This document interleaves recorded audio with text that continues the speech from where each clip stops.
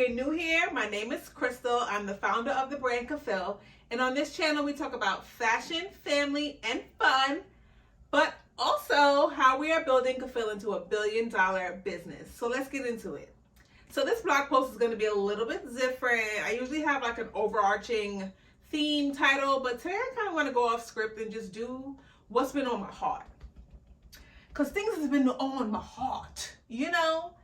But no, for real, I have a few things I want to talk about. I want to talk about one, how I went to have tea at Bergdorf the other day, and I just felt like that's my vibe, and like that's just where I'm supposed to be.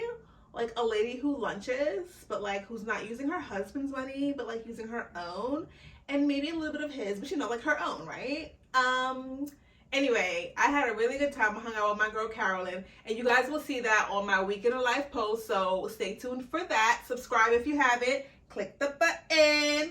But I want to talk about how oftentimes Black women were not centered in the luxury conversation. It's something I've been talking about time and time again. It's what my brand is really based on, building a luxury brand for Black women that's not, you know, more urban or a certain capped price point. It's just luxury that's catered to our needs and values. But also how we can center that in our entire life, right? Most of the time, I feel like Black women are often left out of the luxury conversation, or we're adjacent to it. Oh yeah, they may buy this, they may buy that, but we're never targeted as that luxury consumer and just having luxury in our life in general. So, you know, the last couple of years have been a bit of a transitional years for me, where I've been building the business. I've, you know, stepped away from a couple of jobs, stepped away, let go, you know, interchangeable, same thing. But I feel like God has put me on the path to really fulfilling my lifelong dreams and my lifestyle dreams. And that path has come with its challenges, but also it's allowed me time and space to really awaken and broaden my knowledge and broaden my perspective on what luxury really means to me. And also how Black women are affected by what that luxury definition is to most people. For me, luxury is one, getting my time back. Two, obviously I love really nice things. I love nice clothing, jewelry, all the things, but before I used to define myself with them, and now I don't feel like I need those things to define who I am. I am me without them. But I still do think that there's something to that feeling you get when you put on something really nice, something that you've worked hard for, something that, you know, society has excluded you from as a Black woman, and you get this like rush, this feeling of I am now worthy. And I want to dispel all of that. I want to get rid of that narrative. I want us to feel like our birthright is luxury. We are luxurious people. And this year I am going to be very intentional about curating luxury in my life. So when I hit up Carolyn to hang out, because I've been like, you know, going back and forth, we're trying to hang out with her, we haven't found the time. And when we finally found a date, I was like, you know what? Let's go to Bergdorf to have tea. I saw it on the new Google, the TikTok platform, and I was like, how cute is this? Why not? I wanted to have tea at the Baccarat Hotel, but honestly, this one was more convenient. It felt a little more intimate, more homey. Granted, we were probably the only two young Black women sitting in there, but I didn't even think about that until just now. I have leaned out of my era of feeling like I don't belong in white spaces. One, from the gym that I go to, I remember when my first gym that I went, the first time I went to the gym, I felt like, oh, I'm not going to go on this side of the gym. I'm not going to go here. I'm just going to do this and go home. And now I take up space. I'm all over the place. I don't care. But it took me a little while to be comfortable with that. And that was my journey. Like, you know, my brand ethos is stand in your power and take up space.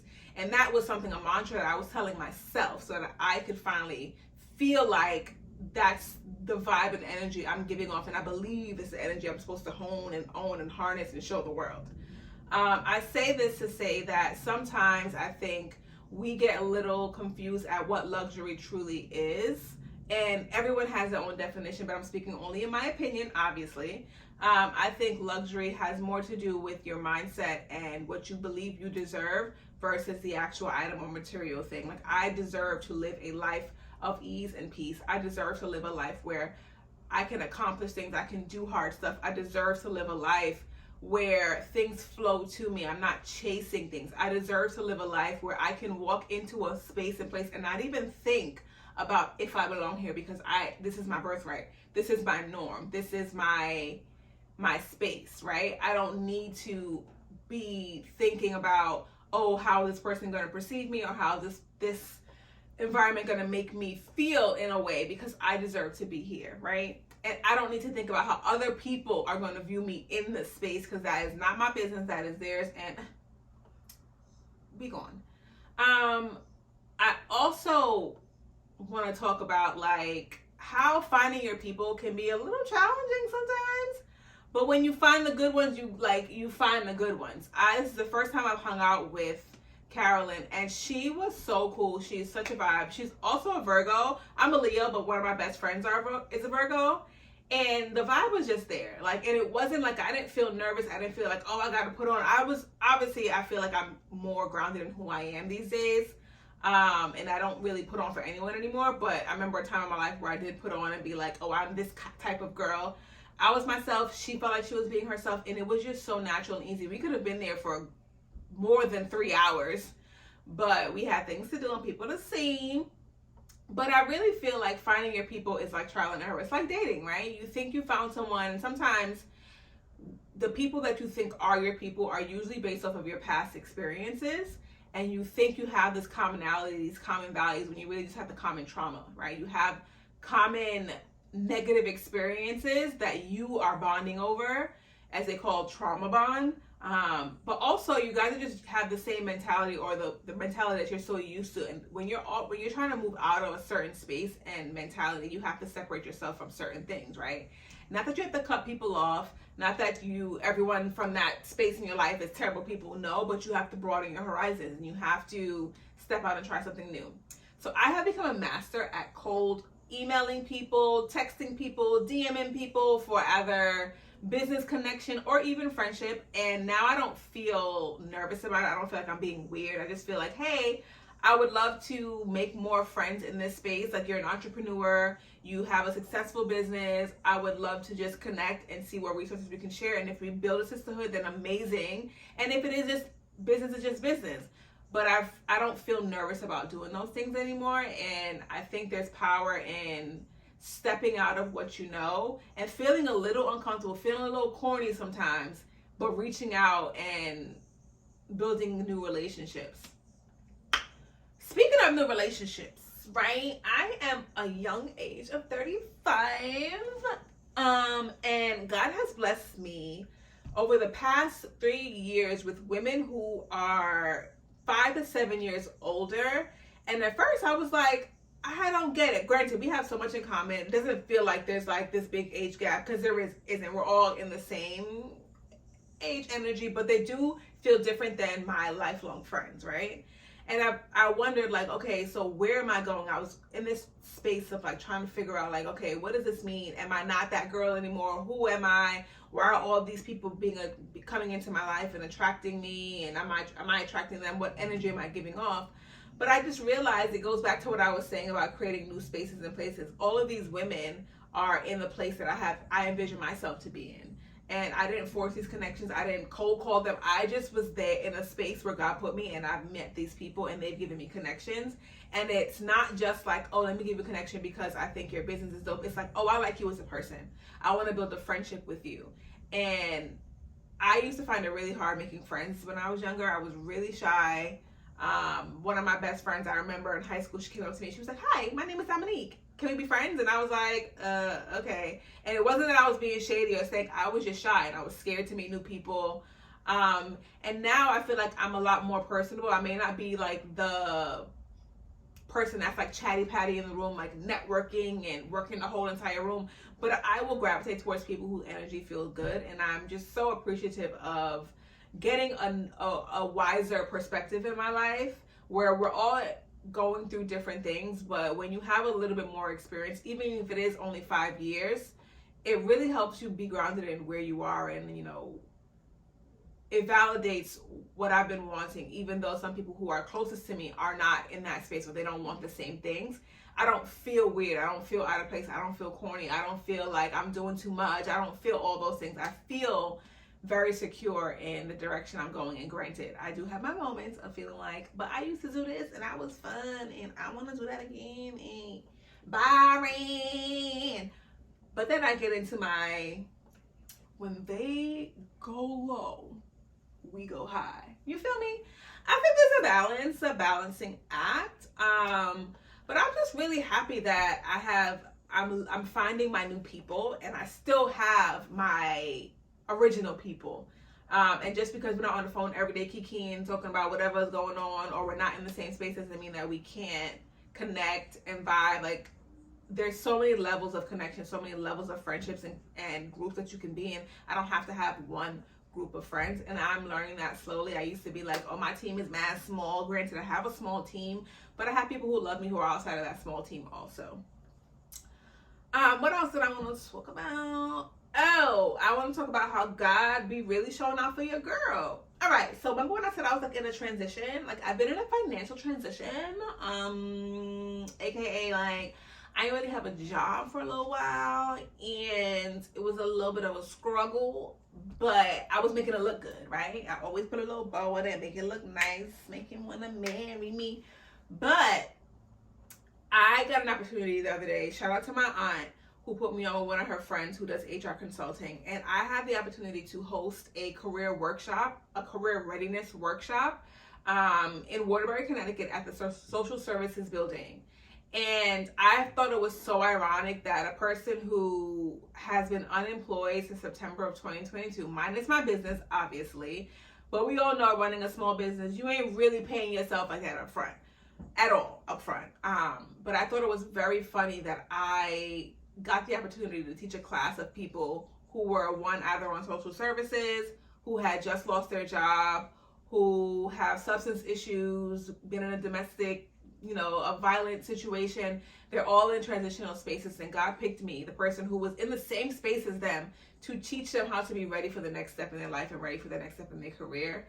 And it really just showed me like how close we are from being there at any point of our life. No matter, we can be a multi-millionaire, and then within a month you can be in those people's spaces, and it shows us how much we have in common and how much we are all trying to figure out life, and we're all the same. And I had such a really good time working and just connecting with them. I wasn't teaching them anything. If I was teaching them anything, I was teaching them how to have hope. And I shared my story of, I've been unemployed. I've gotten laid off maybe 5 times in my career. And sometimes it's been longer than others. Sometimes it's been 2 years. Sometimes it's been a year. And every step that God puts you in, every move he makes for you is setting you up for something better. And I've never been in a space where I've lost something and I didn't gain something 10 times over. It may have taken a very long time, but I've gained something. But I just thought it was so humbling and so amazing to see how God can level you. My prayer is always for God to keep me humble, and don't let anything that I'm doing make me feel like it's only me, because everything is him, right? I wouldn't be where I am if it wasn't for him. If he wasn't listening to my thoughts, and he didn't put these thoughts in me for me to even pray about these things that are coming into my life. But I say that to say there's balance in everything. So my prayer is to always stay humble. And the day I went to Waterbury to teach that class, I then had a call with a loan service. I'm trying to get a business loan, and I have work to do on my credit. I have things to do that are things that I need to work on that are hindering me from getting to that next step. And then the next day I went to have tea at Bergdorf. Like, talk about humbling, talking about having balance and feeling like, yeah, I deserve to be in luxury spaces, but also don't forget where you come from and people that are around you that also need that support and uplifting, so they can feel like they need to be in those spaces also. And sharing with people who come from different walks of life. I met this guy at the workshop. He said that he was a bodyguard. He was a bodyguard for T.I. and Jeezy, I believe he said. And he said that he had the premiere of American Gangster was his last day working as their bodyguard. He said there was so much things going on in that world that we aren't privy to, and I honestly do not want to know. I don't want to be a part of it. I'm okay. But he said that night there was like so much tension and beef, and he got shot that night. And he was like, I will never put myself at risk for someone who doesn't value me.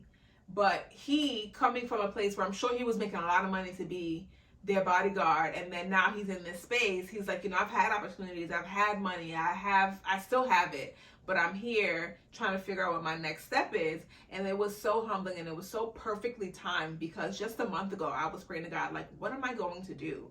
Like, I have been faithful, I have been following this road you're telling me to follow with my business, but I'm not seeing the financial fruits. It's a little discouraging. I necessarily don't know what the hell I'm doing, but I'm following you and I'm not seeing the fruits yet. And then I get this opportunity. Granted, it's not like I'm making $1 million from it, but it's fulfilling in so many different ways.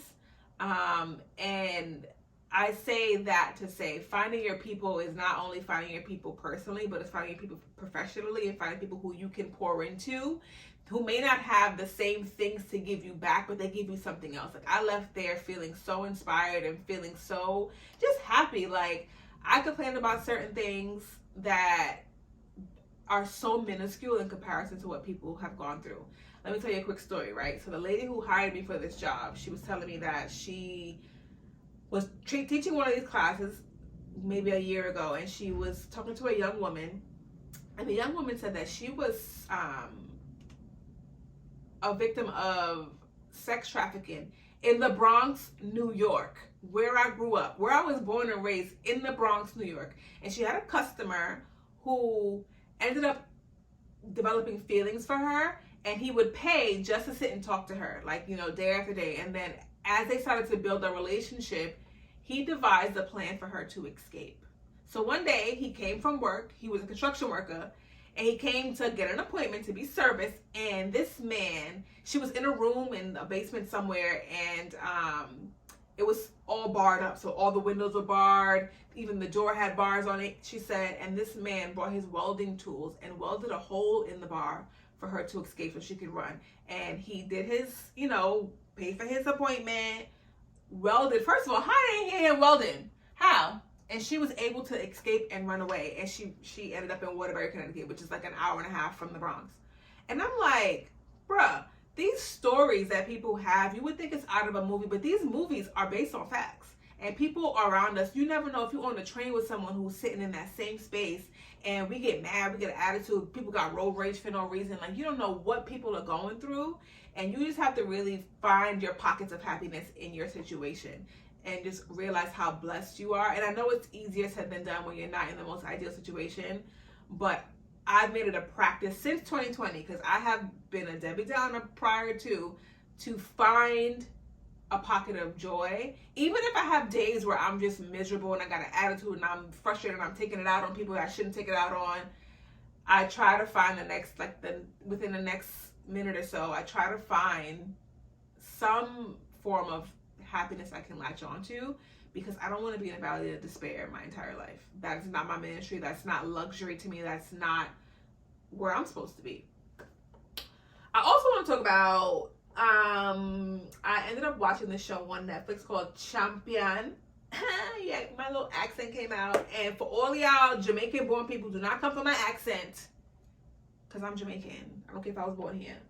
But first of all these shows that say they based in Jamaica or in the Caribbean, these accents be terrible. But this show, the accents were on point. I just feel like it's really hard to write a script for someone to speak in patois dialect, because it's so off the cusp that, like, reading a script is gonna sound like you're trying to piece things together. There were little things here and there, like mannerisms that weren't us, but for the most part, on point. Anyway, what I did notice with that show is that it definitely, while it felt nostalgic and it felt like, oh, I'm being seen, this is my culture, it did trigger me. It triggered me in a way to realize that how much, I can only speak for, my culture, and it's not everyone, but the experience that I've had, and I know a lot of other Caribbean people have had this experience, how much we are gaslit and we are parented by parents who have so much generational trauma they can't even see it, and they pass it down to us. And how everything is still stuck in that mentality of, it's about the money, I gotta get ahead. Whether you are their child, their friend, their lover, whatever, it's about getting ahead and not realizing that you're stepping on someone else to get ahead. And that show low-key triggered the out of me. because it reminded me of little instances in my childhood when, you know, I would like see my dad in church and he would just like be in church. He'd look and then he'll go. Or he'd be like, oh, I'm going to come pick you up. And he didn't come pick us up. Or even my mom being upset about things that my dad was doing, but not explaining it to us. And we thought she was just mad at us, right?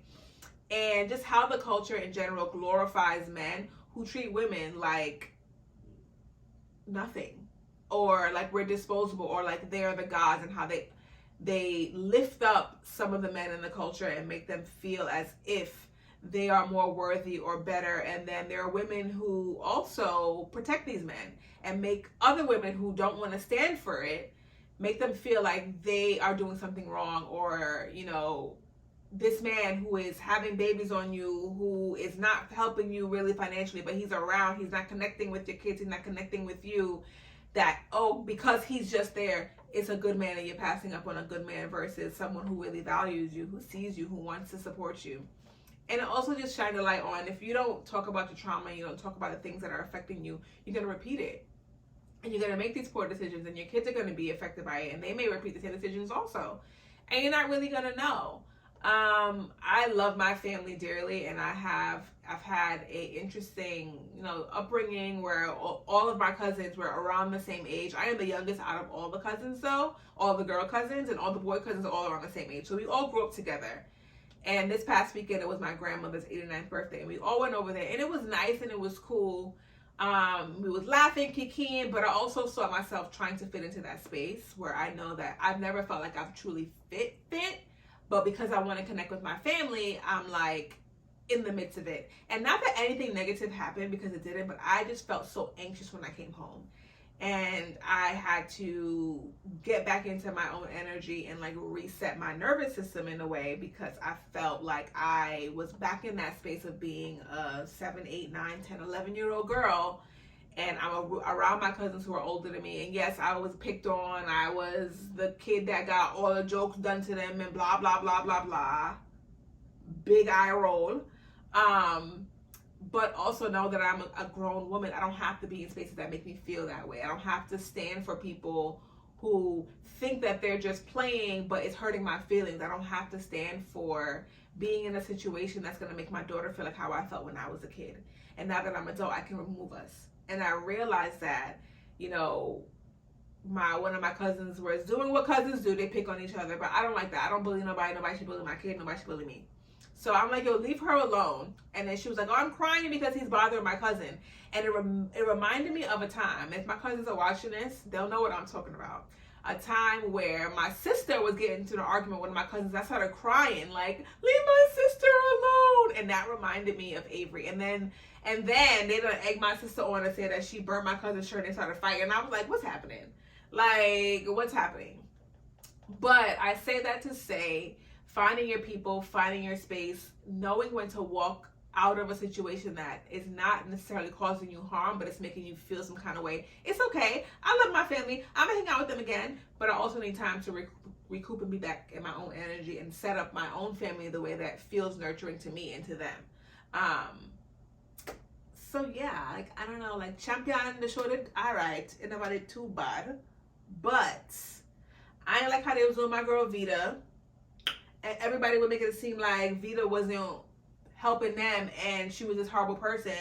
And Bosco wants to sit down. And what pissed me off with Bosco, and if y'all watch it, why he had on that bubble vest with the short sleeve shirt? What is the point? I don't know why that bothers me, but it really bothers me. And his mouth corner wanted to wipe a little bit, just a little bit. Beyond that, that's what I have for you, Kaphilliates. And I hope you guys really enjoy your week and come back next week so we can talk and chat and do the things that we do. And yeah, guys, have a good week. Bye.